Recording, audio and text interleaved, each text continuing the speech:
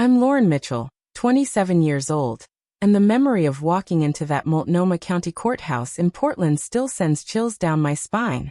The sound of my leg brace clicking against the marble floor echoed through the hallway as I pushed through those heavy wooden doors. My physical therapist had warned me it was too soon, that my body needed more time to heal, but I knew if I didn't show up that day, everything I had worked for would be gone forever. The fluorescent lights felt harsh against my eyes as I made my way down the aisle, my hand gripping the edge of each bench for support. Before we jump back in, tell us where you're tuning in from, and if this story touches you, make sure you're subscribed, because tomorrow I've saved something extra special for you. That's when I saw them, my family, sitting in the third row with expressions that can only be described as smug satisfaction. My brother Derek sat with his arms crossed, wearing an expensive suit I'd never seen before, probably bought with money that should have been mine. My parents flanked him on either side, my mother dabbing at dry eyes with a tissue for show, my father's jaw set in that familiar look of disappointment he'd perfected over the years whenever he looked at me. But it wasn't my presence alone that made my brother's face drain of all color. It wasn't just seeing me alive and standing when they had expected me to remain hidden away, forgotten in some long-term care facility. No, what made Derek jump to his feet, knocking over the briefcase at his side? What made my mother gasp so loudly the bailiff turned to look? What made my father grip the bench in front of him until his knuckles went white? Was the woman walking beside me, Dr. Helen Brooks, the neurologist who had overseen my care at Portland Memorial Hospital, strode into that courtroom with a thick manila folder under her arm and a determined set to her shoulders. My brother's voice cracked as he shouted across the room, loud enough that the judge hadn't even entered yet. That's her. That's the doctor. Oh God, they know everything. The entire courtroom fell into a stunned silence. People who had been whispering among themselves went quiet. The court reporter's fingers froze above her keys. Even the attorneys shuffling papers at their tables stopped mid-motion. They had all thought this would be a simple procedural hearing, a formality to finalize the transfer of my $12 million contract for revolutionary solar panel technology to my brother's name. They had built their case on medical documents declaring me permanently incapacitated, on forged signatures, on lies told so many times they had started to believe them themselves. They thought I would never wake up. They had counted on it. They had planned for it. And when I did regain consciousness after 6 weeks in a coma, they had done everything in their power to keep me silent, isolated, and powerless. But they made one critical mistake. They underestimated how much fight I had left in me. They forgot that the same determination that had driven me to create something revolutionary in renewable energy, the same stubborn refusal to give up that had carried me through countless failed experiments and sleepless nights of coding, that same fire still burned inside me even after everything they had taken. Standing there in that courtroom, feeling the weight of their shocked stares, seeing the panic spread across their faces as they realized their carefully constructed lies were about to crumble, I felt something I hadn't felt in months. Power. Not the kind that comes from money or family name or social standing, but the kind that comes from knowing the truth and having the evidence to prove it. The journey to that courtroom had started 9 months earlier, on what should have been the best day of my professional life. I had just walked out of the headquarters of Pacific Green Energy Corporation, one of the largest renewable energy companies on the West Coast, with a signed contract that represented everything I had worked toward for the past 5 years. $12 million. The number still felt surreal as I sat in my car in the parking garage, staring at the document with my signature at the bottom. My solar efficiency algorithm, a breakthrough that could revolutionize how we capture and convert solar energy, was finally going to see the light of day. The technology one had developed could increase solar panel output by 40% while reducing manufacturing costs by a quarter. Energy analysts were calling it a game changer. Environmental groups were already praising its potential impact on renewable energy adoption. And it was mine.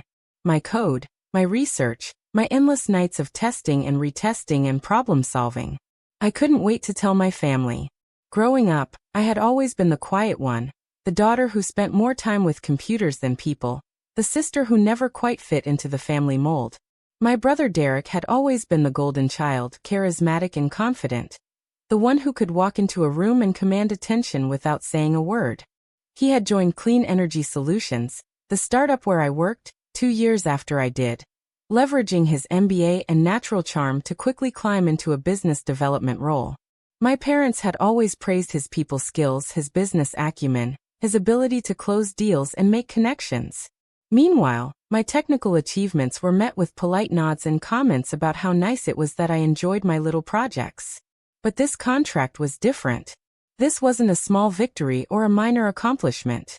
This was undeniable proof that my work mattered, that the years I had spent hunched over my laptop, running simulations, testing prototypes in our garage lab, had led to something truly significant. I drove to my parents' house in Beaverton, my hands slightly shaking on the steering wheel, rehearsing how I would tell them. I imagined my mother's face lighting up with pride, my father finally seeing me as more than just the daughter who never quite measured up to her brother. I pictured Derek congratulating me, maybe even apologizing for all the times he had dismissed my work as too theoretical or too niche to matter in the real world. The house looked exactly as it always did, the perfectly manicured lawn, the American flag hanging from the porch, the 2-car garage with my father's sedan visible through the window. I let myself in through the front door, calling out that I had news to share. Derek was already there, sitting at the kitchen table with his laptop open, probably working on one of his sales presentations. He looked up when I entered, and something in his expression made me hesitate. It wasn't curiosity or warmth, or even his usual condescending interest. It was assessment, like he was calculating something, measuring risk versus reward in whatever equation ran through his mind. I pulled out the contract anyway, my excitement overriding the small warning bell in my head.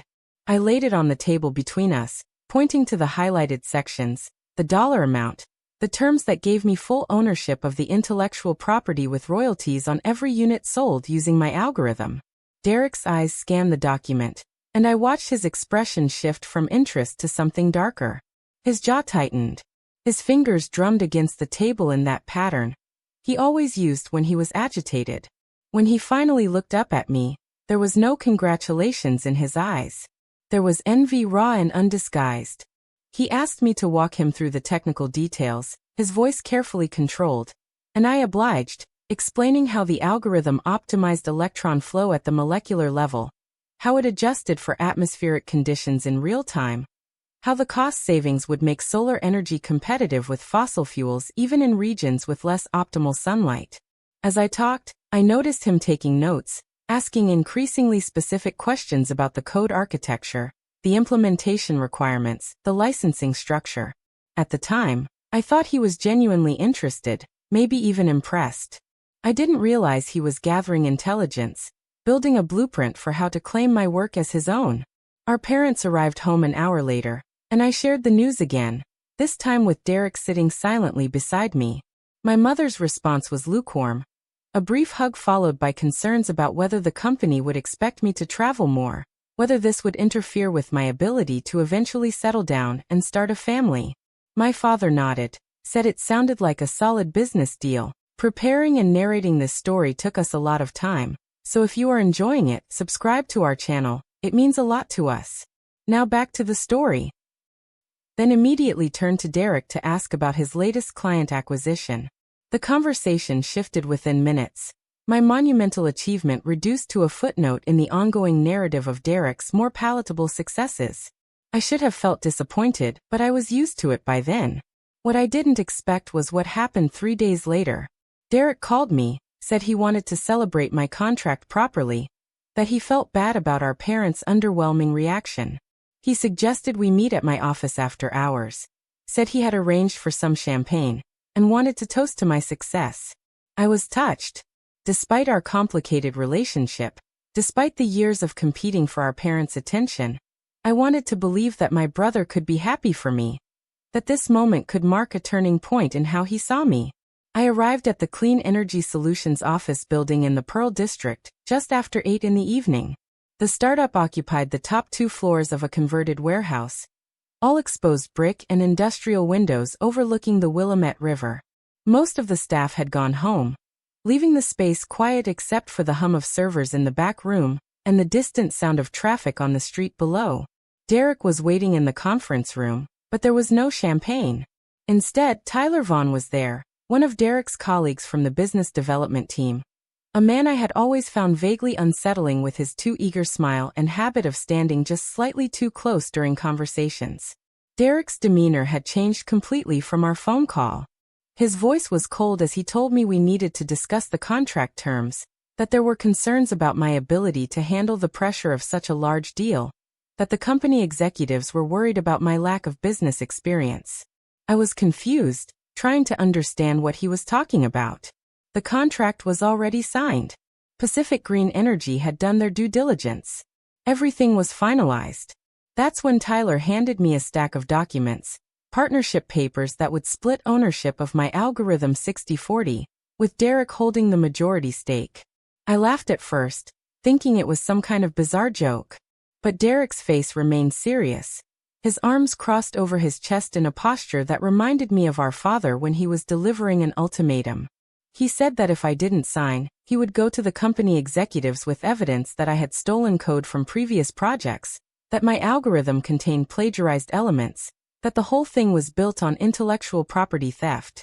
I told him that was insane, that every line of code in my algorithm was original, that I had documentation proving my development process from start to finish. That's when things escalated. I moved toward the door, intending to leave and report this attempted extortion to our CEO in the morning. Derek stepped in front of me, and for the first time in my life, I felt physically intimidated by my brother. He was 6 inches taller than me, broader across the shoulders, and the look in his eyes was something I had never seen before. It was desperate and determined in equal measure. Tyler moved behind me, blocking the other exit from the conference room.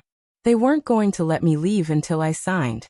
The argument that followed is fragmented in my memory, pieces of shouting and accusations and threats that blur together. I remember Derek grabbing my arm when I tried to push past him. I remember pulling away and stumbling backward. I remember the edge of the conference table catching me in the small of my back. And then I remember Tyler's hands on my shoulders, shoving hard, and the sensation of falling even though I was standing still. My head connected with the corner of the table with a sound that seemed impossibly loud in the empty office. Pain exploded behind my eyes, bright and all-consuming, and then there was nothing. When consciousness returned, it came in fragments. Beeping sounds. Antiseptic smell. Voices speaking in low tones just beyond my understanding. My eyelids felt impossibly heavy, weighted down by something I couldn't name. I tried to move my fingers and felt nothing. Panic surged through me. But even that felt muted, like I was experiencing it from very far away. Time had no meaning. There were periods of awareness followed by long stretches of nothing, and I couldn't tell if seconds or days passed between them. The first clear memory I have is of a nurse checking my foreline, her movements efficient and practiced. I managed to move my hand, just slightly, and she noticed immediately. Her face appeared above mine, kind eyes crinkling at the corners as she smiled. She told me I was at Portland Memorial Hospital, that I had been there for 6 weeks, that I had sustained a severe traumatic brain injury. 6 weeks. The words didn't make sense. The last thing I remembered was Derek and Tyler in the conference room. The argument over the contract, the feeling of falling. Everything after that was blank. I tried to ask about my family, but my throat was too dry, my voice non-existent. The nurse seemed to understand anyway. She brought me water, helped me take small sips through a straw, and waited patiently as I gathered the strength to form words. When I finally managed to ask if anyone had visited, her expression changed subtly, becoming more guarded. She told me that my brother had come once, right after I was admitted, to provide my insurance information and medical history. But that was all. No one had been back since. No calls asking about my condition. No flowers or cards. Nothing. The isolation of that realization was worse than the physical pain. I had been unconscious for 6 weeks, hovering between life and death, and my family hadn't cared enough to even check on my progress. The nurse tried to soften the blow, suggesting they might have been too upset to visit, that some families handle medical crises by keeping their distance. But I knew better. This wasn't grief or trauma keeping them away. This was something else, something calculated and cruel. As my mind slowly cleared over the following days, as the fog of the coma lifted, and I could think more coherently, Pieces started falling into place. Derek's hostility about my contract. The attempted extortion. The physical confrontation that had landed me here. And now the complete abandonment. The rehabilitation process was grueling in ways I hadn't anticipated. Physical therapy sessions left me exhausted and trembling, my muscles having atrophied during the weeks of unconsciousness. Simple tasks that I had taken for granted, like holding a pen or walking across a room without support, required immense concentration and effort. My left leg had suffered nerve damage from the fall, leaving me with a pronounced limp and chronic pain that flared up without warning. The neurologist, Dr. Helen Brooks, explained that I was fortunate to have regained consciousness at all.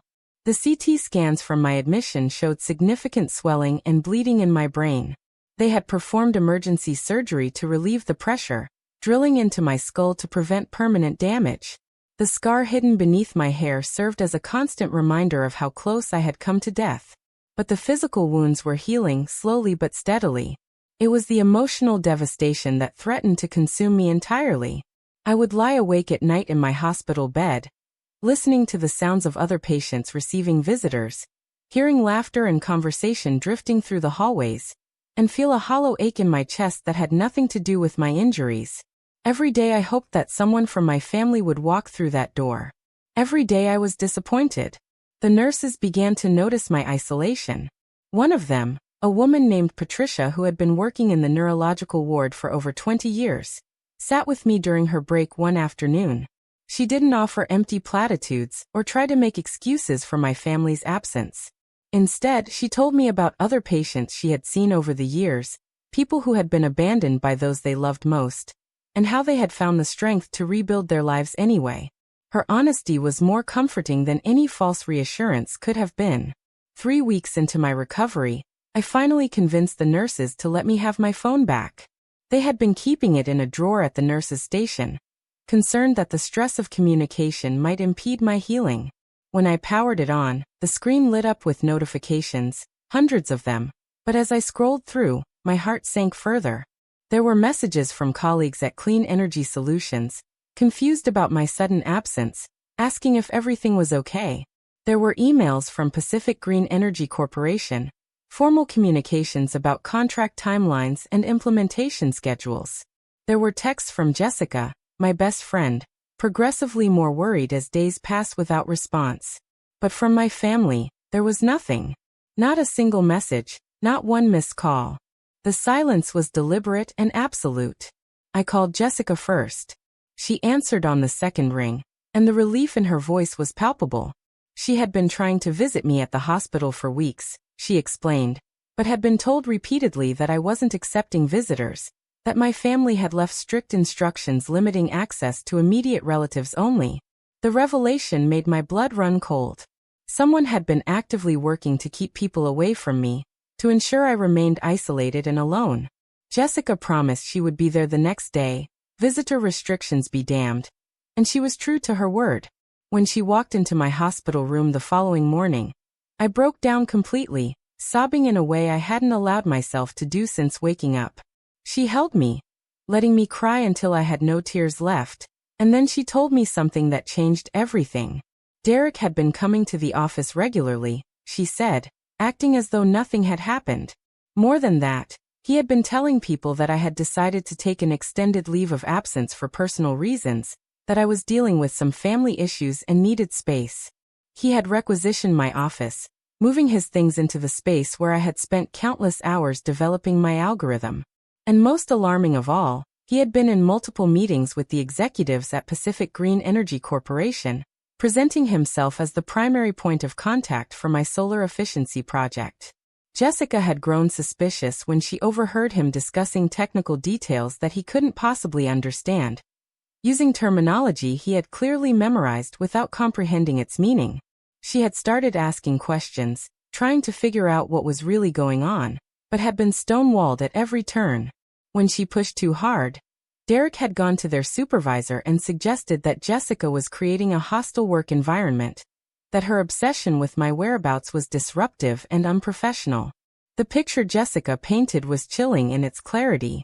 This wasn't just abandonment. This was a coordinated effort to erase me from my own life, to step into the space I had occupied and claim my achievements as his own. I asked Jessica if she could access my work computer remotely, if there was any way to check on my files and projects. She hesitated, explaining that IT had already locked down my account, citing the extended leave as justification. All my research, my code, my documentation, everything was now inaccessible to me but presumably available to whoever had the right permissions. The algorithm that represented 5 years of my life, the breakthrough that was supposed to change the renewable energy landscape, was sitting on company servers where my brother could access it freely while I was trapped in a hospital bed, unable to even log in to protect my own work. Jessica left that evening with a promise to dig deeper, to find out exactly what Derek was doing, and who else might be involved. I spent the night staring at the ceiling, my mind racing through possibilities and implications. If Derek was positioning himself as the creator of my algorithm, he would need more than just access to my files. He would need documentation, signatures, some kind of paper trail that established his involvement in the development process. And he would need to discredit me, to create a narrative that explained why I wasn't the one moving forward with the implementation. The head injury, the extended recovery time, the isolation from colleagues and friends, it all served that purpose perfectly. If I was incapacitated, unable to work or even communicate effectively, then it made sense that someone else would need to step in. And who better than my own brother, someone with intimate knowledge of my project and a vested interest in seeing it succeed. The next morning brought an unexpected visitor. Dr. Brooks came into my room earlier than usual, her expression troubled. She closed the door behind her and sat down in the chair beside my bed, something she had never done during her previous examinations. She asked me directly if there was anyone in my life who might want to harm me, if the fall that had caused my injuries could have been anything other than an accident.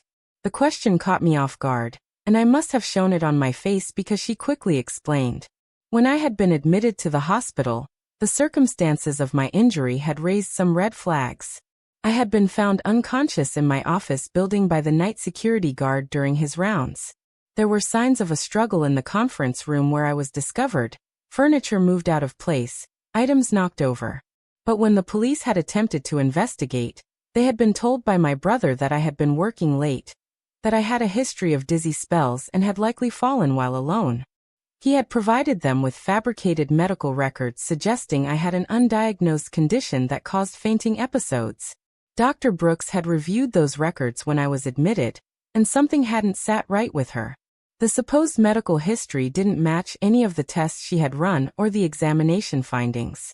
There was no evidence of any underlying condition that would cause the kind of sudden loss of consciousness Derek had described. She had flagged her concerns at the time.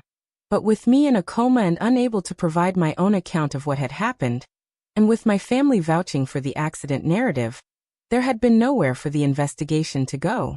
Now that I was awake and recovering, she wanted to know the truth. If someone had deliberately hurt me, if this wasn't an accident, then I needed protection and they needed to be held accountable. I told her everything. The confrontation with Derek and Tyler over my contract. The attempted extortion. The physical altercation that had ended with me hitting my head. The weeks of abandonment while I lay unconscious. The systematic effort to take over my professional identity. Dr. Brooks listened without interrupting, her expression growing grimmer with each detail. When I finished, she was quiet for a long moment, and then she asked me a question that I hadn't yet allowed myself to fully consider. Did I think Derek had intended for me to die? Had hitting my head been an unfortunate accident during a struggle? Or had there been a moment when he or Tyler had made a conscious choice to hurt me badly enough that I wouldn't be able to fight back? I didn't have an answer. The memory of that night was fragmented, pieces of sensation and emotion without clear chronology. I remembered feeling genuinely afraid, something I had never experienced with my brother before despite all our conflicts growing up. I remembered Tyler's hands on my shoulders, the force behind the shove that had sent me stumbling backward. I remembered the look on Derek's face just before I hit the table, something that might have been panic or might have been calculation. But whether they had meant to cause serious injury or had simply lost control in the moment, I couldn't say with certainty. What I did know was that they had left me there. The security guard's report, which Dr. Brooks had access to, indicated that he had found me alone, bleeding and unconscious, with no one around. If Derek and Tyler had been present when I fell, they had fled the scene without calling for help, without ensuring I received immediate medical attention. Those lost minutes, the time between my injury and the guard's discovery, could have been the difference between life and death. Dr. Brooks made a decision then that would prove crucial to everything that followed. She told me that she was going to document every conversation we had about my injuries and their circumstances. She was going to pull all my medical records, not just from this hospitalization but from my entire adult life, to definitively prove that there was no history of fainting or dizzy spells or any condition that would explain Derek's version of events.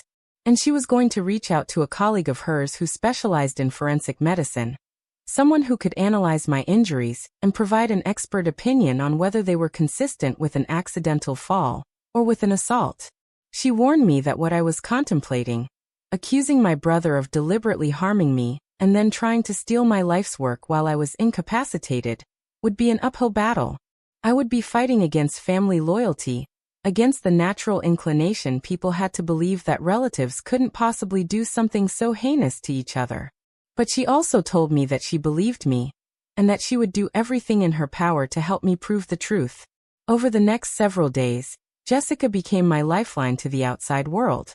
She visited every evening after work, bringing me updates on what was happening at Clean Energy Solutions and filling in the gaps of the time I had lost. The picture she painted grew more disturbing with each visit. Derek had indeed been meeting regularly with the executives from Pacific Green Energy Corporation, and he had apparently convinced them that there had been a misunderstanding about the contract. He claimed that while I had done significant work on the solar efficiency algorithm, it had always been a collaborative project, that he had been involved from the early stages, but had allowed me to take the lead on the technical implementation. Now, with me unable to fulfill my obligations due to my medical condition, he was positioning himself as the logical person to see the project through to completion. He had even suggested that the stress of taking on such a large contract alone had contributed to my health crisis, that I had been overwhelmed and had suffered some kind of breakdown. The executives, according to Jessica's sources within the company, were concerned but also pragmatic. They had a $12 million deal on the line, and a timeline to meet. If the original developer was incapacitated and unavailable, and there was someone else who claimed to have intimate knowledge of the project and could step in seamlessly, it made business sense to allow the transition. They had apparently asked Derek to provide documentation of his involvement, and he had complied with what Jessica described as an impressive array of fabricated materials. There were emails that had been backdated or doctored to include him in technical discussions. There were meeting notes that had been altered to show him present at brainstorming sessions he had never attended. There were even code comments that had been added to my files, attributing certain breakthroughs to his suggestions and guidance. Jessica had managed to get her hands on some of these documents through a contact in the administrative department, and she brought them to me on her laptop during one of her visits. Looking at my own work with Derek's name inserted throughout was surreal and infuriating in equal measure. He had been meticulous in his forgeries, careful to make his involvement seem significant, but not so prominent that it would raise questions about why the contract had originally been in my name alone. He was presenting himself as a modest collaborator who had been content to let me take the spotlight, but who was now reluctantly stepping up because circumstances demanded it. The narrative was believable enough that people who didn't know the full story would have no reason to question it. But Jessica had found something else, something that suggested Derek's plans extended beyond just taking credit for my algorithm. She had discovered that he had filed paperwork with the county court, legal documents that I hadn't signed and knew nothing about. They were petitions for conservatorship, claiming that due to my severe brain injury and ongoing medical issues, I was unable to manage my own affairs and required someone to make decisions on my behalf. Derek was proposing himself as that conservator, arguing that as my closest family member and someone with business expertise, he was best positioned to look after my interests. The paperwork had been filed during the third week of my coma, when there was still significant uncertainty about whether I would wake up, and what my cognitive function would be if I did. The implications were staggering. If Derek succeeded in obtaining conservatorship, he would have legal authority over my finances, my medical decisions, and my business dealings. He would be able to sign contracts on my behalf, access my bank accounts, make decisions about my care and treatment. He could effectively erase me from my own life completely, not through physical harm, but through legal manipulation. And because I had been unconscious when the petition was filed, because there was genuine medical documentation of severe brain trauma, a judge might very well have granted it without seeing anything suspicious. The only thing that had slowed the process down was the requirement for multiple medical evaluations, assessments that would determine my level of capacity and whether conservatorship was truly necessary. Those evaluations had been scheduled but kept getting postponed, and Jessica suspected it was because Derek wanted to delay them until he had more fully established his position as my replacement at work. The stronger his claim to my professional identity, the more convincing his argument would be that he should also have authority over my personal affairs. I asked Jessica to help me find a lawyer, someone who specialized in both conservatorship law and intellectual property, someone who could fight on multiple fronts. She promised to reach out to contacts and get recommendations. In the meantime, I focused on my physical recovery with renewed urgency. Every session with the physical therapist became not just about regaining mobility, but about proving I was capable, about building evidence that I didn't need someone else to make decisions for me. I pushed through pain and exhaustion because I knew that my ability to walk unassisted, to demonstrate clear cognitive function, to show that I was healing and capable would be crucial in fighting Derek's conservatorship petition. Dr. Brooks became an ally in this effort as well. She documented every milestone in my recovery, every test that showed my brain function returning to normal, every physical therapy session that demonstrated progress. She was building a medical record that would directly contradict any claim that I was permanently incapacitated or unable to manage my own life. 3 days later, Jessica arrived at the hospital with a man she introduced as Marcus Bennett, an attorney who had experience with both conservatorship cases and corporate intellectual property disputes. Marcus was in his early 40s, with graying hair and the kind of steady, calm demeanor that immediately put me at ease despite the circumstances. He sat down and listened to my entire story without interrupting, taking notes in a leather-bound notebook, asking clarifying questions only when necessary. When I finished, he was silent for a moment, reviewing his notes, and then he looked up at me with an expression that was both sympathetic and determined. He told me that what Derek was attempting was not unprecedented, but it was ambitious in its scope and relied on several things going exactly right. The conservatorship petition, the takeover of my professional identity, the fabrication of documents, each of these alone would be challenging but not impossible to execute. Together, they represented a comprehensive effort to essentially steal my life. And the audacity of it actually worked in our favor in some ways because the more elaborate the scheme, the more points of vulnerability there were. Marcus explained that our first priority had to be stopping the conservatorship petition. If that went through, I would lose the legal standing to fight for anything else. He would file an emergency motion to dismiss the petition on the grounds that I was now conscious, recovering well, and fully capable of making my own decisions. He would submit declarations from Dr. Brooks and my other medical providers attesting to my cognitive function, and he would argue that the petition had been filed prematurely and inappropriately, before there was any real assessment of whether such drastic measures were necessary. Our second priority would be addressing the situation at Clean Energy Solutions, and with Pacific Green Energy Corporation. Marcus would send cease and desist letters to both organizations, putting them on notice that Derek's claims about his involvement in my algorithm were fraudulent, and that any attempt to transfer my contract to him would result in immediate legal action. This would force them to pause any transactions while the matter was investigated, buying us time to gather evidence and build our case. But evidence was going to be the key to everything, Marcus emphasized.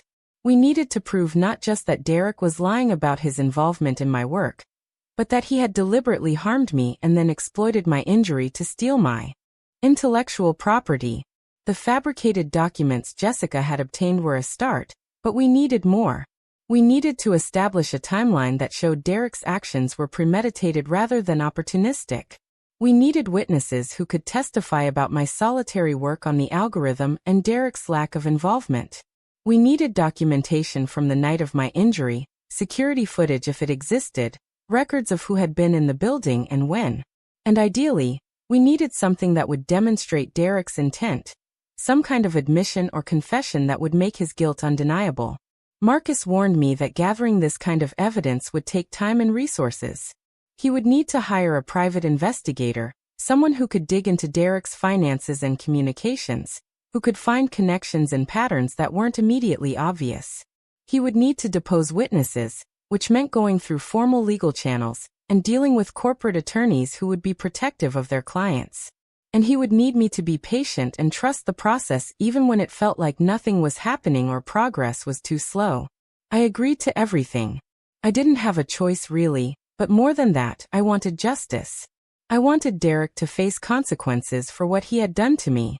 I wanted Pacific Green Energy Corporation and Clean Energy Solutions to know that they had been duped, that they had nearly enabled theft and fraud. I wanted my parents to understand that their golden child, the son they had always favored and defended, was capable of leaving his sister unconscious and bleeding while he plotted to steal her life's work. Marcus asked about my financial situation, whether I had the resources to fund a legal battle that could potentially drag on for months. The question made me realize how vulnerable Derek's schemes had already made me. My salary from Clean Energy Solutions had stopped when I didn't show up for work, and while I should have been eligible for disability benefits, I hadn't yet navigated that bureaucracy. The signing bonus from my contract with Pacific Green Energy Corporation, a substantial sum that was supposed to be paid upon execution of the agreement, was tied up because Derek was disputing the terms. My savings would cover some legal fees, but not the kind of extended litigation Marcus was describing. Jessica spoke up then, offering to help crowdfund my legal expenses if necessary, to reach out to colleagues and friends who would be outraged by what had happened and willing to contribute.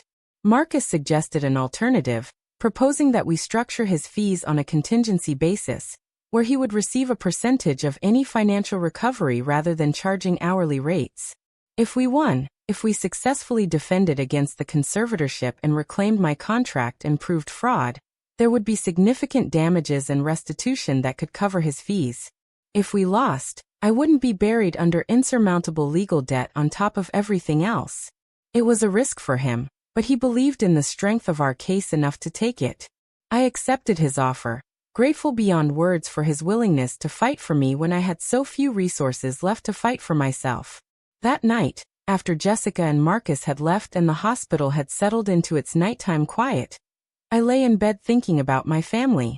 Not the family I had now, the brother who had betrayed me and the parents who had abandoned me, but the family I had once believed we were. I thought about childhood memories that now felt tainted, wondering how much of my relationship with Derek had been genuine, and how much had always been underlaid with the resentment and jealousy that had exploded so violently. I remembered the summer I was 12 and Derek was 16, when I had won a regional science competition and come home bursting with pride. My parents had been pleased, but Derek had spent the entire dinner asking me questions designed to poke holes in my project, to demonstrate that my success was luck rather than skill. At the time, I had thought he was just being a typical annoying older brother. Now I wondered if that had been an early manifestation of the same envy that would later drive him to such extremes. I thought about my parents' role in all of this as well. They hadn't pushed me down or forged documents or filed fraudulent legal petitions, but their lifelong favoritism of Derek had created the conditions where he felt entitled to take what wasn't his. They had taught him, through years of praise and preferential treatment, that his needs and desires were more important than mine, that his success mattered more than my accomplishments. And now, when I was lying in a hospital bed recovering from a traumatic brain injury, they couldn't even be bothered to visit, to check if I was alive, to show the most basic parental concern. Their silence was its own form of abandonment, a statement that even in crisis, even when their daughter was fighting for her life, I still didn't warrant their attention or care. The hurt of that realization was profound, cutting deeper than any physical wound. I had spent my entire life trying to earn their approval, believing that if I just worked hard enough, achieved enough, proved my worth enough, they would finally see me the way they saw Derek. But I understood now that it had never been about my worthiness. It had been about their own biases and preferences, about factors I couldn't control or change through any amount of effort. The following week brought new developments that would prove crucial to my case. Marcus's private investigator, a woman named Amanda Cruz who had spent 20 years doing corporate intelligence work, began digging into Derek's background and recent activities. What she found was illuminating and deeply troubling. Derek's finances, which should have been relatively straightforward for someone with a stable corporate salary, showed irregularities that suggested significant financial pressure. He had taken out a substantial personal loan 6 months earlier, far more than would be typical for someone in his position. He had maxed out multiple credit cards. He had made large cash withdrawals that couldn't be easily tracked or explained. The timeline of his financial desperation aligned almost perfectly with my breakthrough on the solar efficiency algorithm, with the period when it became clear that my work was going to result in a major contract and substantial payout. Amanda had also found evidence of communication between Derek and Tyler Vaughn that predated my injury by several weeks.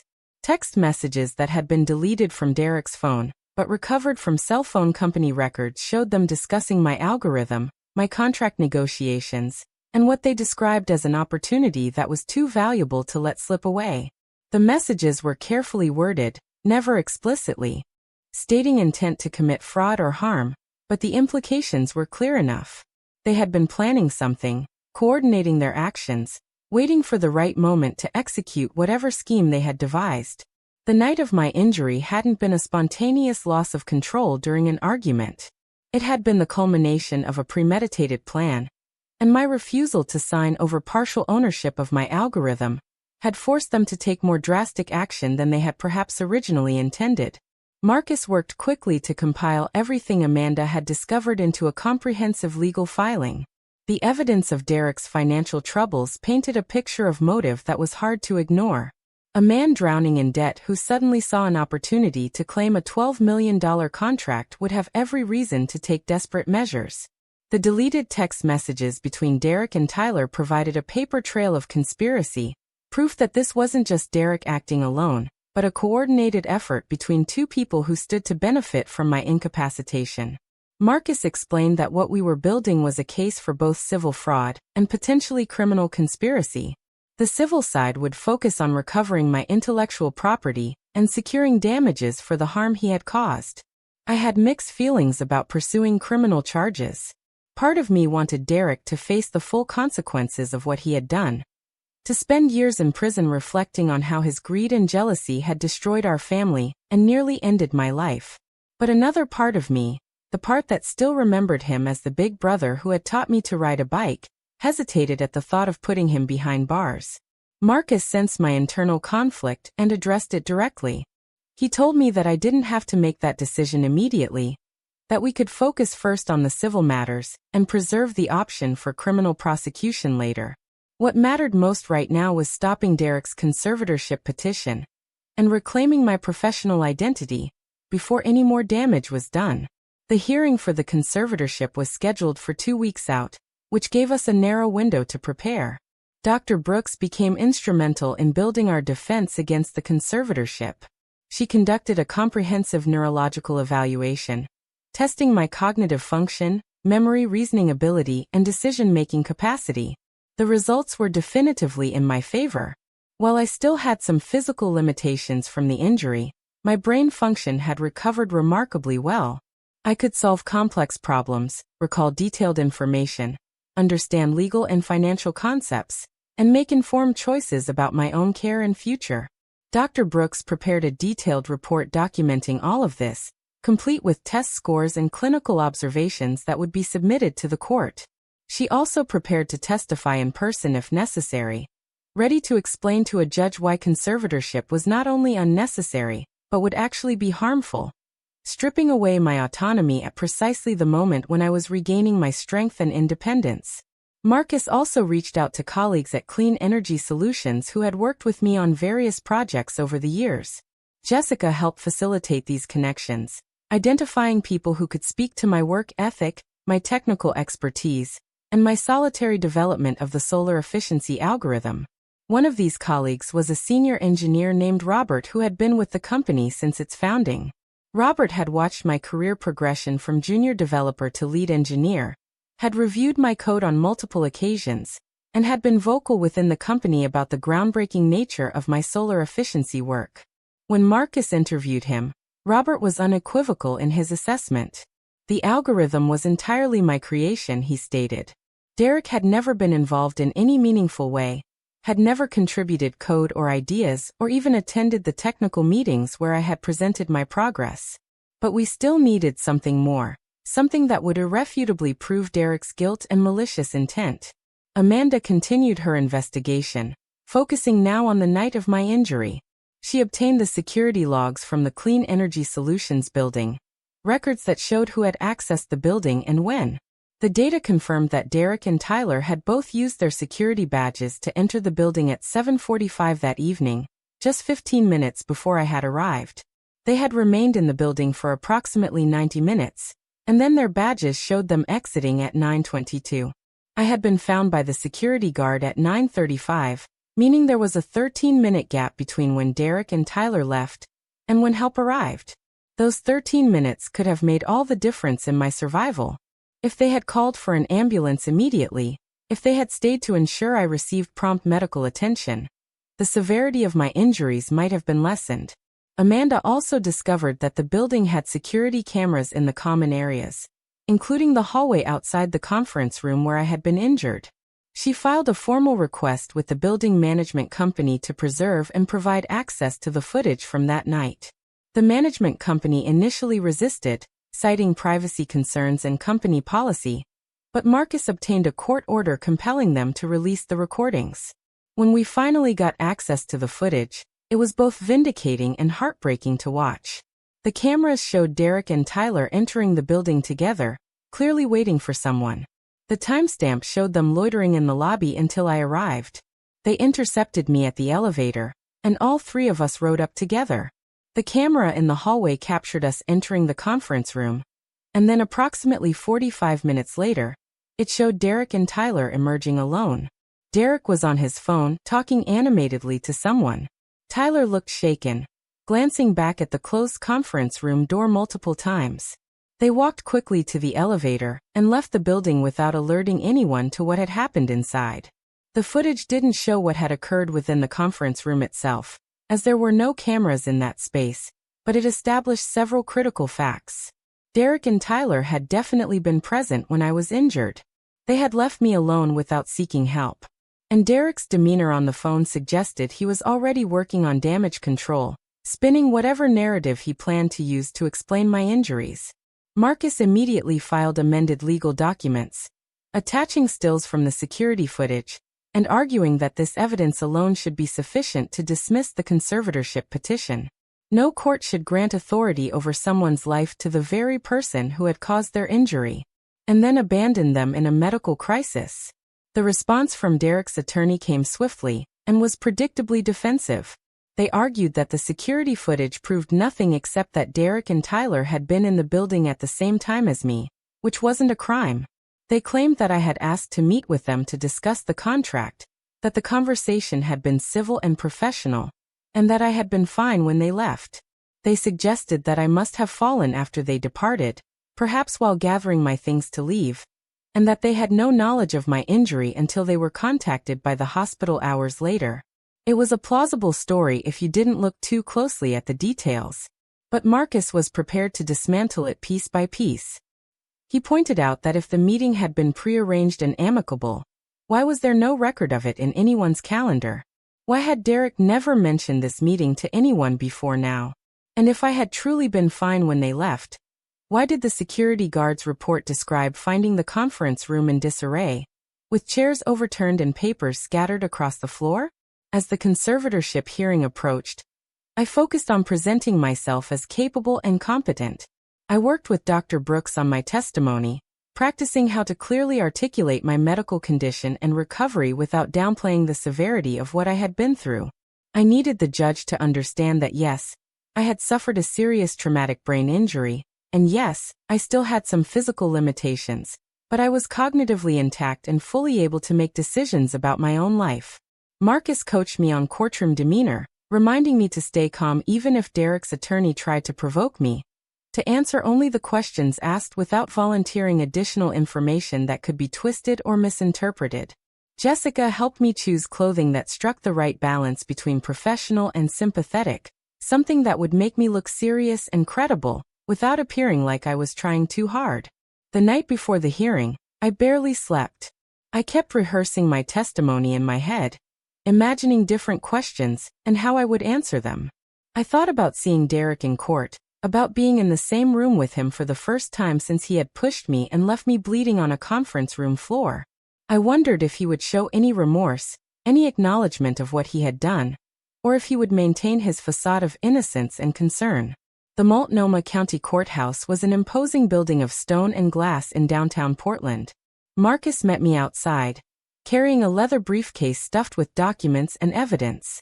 Dr. Brooks arrived separately, ready to testify if called. Jessica was there too, sitting in the public gallery to provide moral support. As we walked through the courthouse hallways toward the designated courtroom, I saw Derek for the first time in months. He was standing with his attorney, and our parents were indeed there beside him. My mother looked older than I remembered, her face drawn and worried, but she didn't move toward me or acknowledge my presence. My father stood with his arms crossed, his expression unreadable. Derek himself looked confident, almost relaxed, as if this hearing was merely an inconvenient formality, rather than a fight for my fundamental rights and autonomy. The hearing began with Derek's attorney presenting their case for conservatorship. He painted a picture of me as tragically impaired, someone who had suffered catastrophic brain damage and would never fully recover. He cited my extended hospitalization, my ongoing physical therapy, my inability to return to work. He presented Derek as a caring brother who was reluctantly stepping forward to ensure I received proper care, and that my financial interests were protected during this vulnerable time. When it was our turn, Marcus methodically dismantled every argument. He presented Dr. Brooks's evaluation, showing my intact cognitive function. He submitted test results that demonstrated my ability to understand complex information and make reasoned decisions. He called Dr. Brooks to the stand, and she testified clearly about my recovery and her professional opinion that conservatorship was medically unnecessary. Marcus then introduced the security footage, displaying the stills on a screen for the judge to see. He walked through the timeline of that night, highlighting the 45-minute gap when Derek and Tyler were alone with me in the conference room, followed by their departure, and my discovery 13 minutes later by the security guard. Marcus then called me to testify. Walking to the witness stand, I was acutely aware of everyone's eyes on me, particularly Derek's. I took my time settling into the chair, adjusting the microphone, taking a sip of water. Marcus asked me to describe what had happened the night of my injury, and I told the truth. I explained about the contract I had signed, about Derek's demand that I share ownership of my algorithm, about the confrontation that had turned physical. I described Tyler pushing me and my head striking the table. I recounted waking up in the hospital 6 weeks later to discover I had been abandoned by my family. I explained how I had learned that Derek was claiming my work as his own, filing for conservatorship to gain control over my finances and professional identity. My voice remained steady throughout, even when describing the most painful parts. Derek's attorney tried to shake my testimony during cross-examination, suggesting that my memory of that night was unreliable given my brain injury, that I might be confused or mistaken about what had actually occurred. I acknowledged that some details were hazy, but maintained that I remembered clearly the core facts of the confrontation and the assault. The judge took a brief recess to review the materials before rendering her decision. Those 20 minutes felt like hours. When she returned, her face was serious as she addressed the courtroom. She stated that the evidence clearly showed that I retained the mental capacity to make my own decisions. The neurological evaluation was thorough and convincing, she said, and my testimony had been coherent and credible. She noted the troubling timeline surrounding my injury and Derek's subsequent actions, including his immediate filing for conservatorship while I was still unconscious. While she stopped short of making findings about whether a crime had occurred, she stated for the record that Derek's conduct raised serious questions about his motives and suitability to act in my interests. The petition for conservatorship was denied. I would retain full legal authority over my own life, my finances, and my medical care. The relief that washed over me was profound. I had won this battle, but I knew the war was far from over. Up next, you've got 2 more standout stories right on your screen. If this one hit the mark, you won't want to pass these up. Just click and check them out.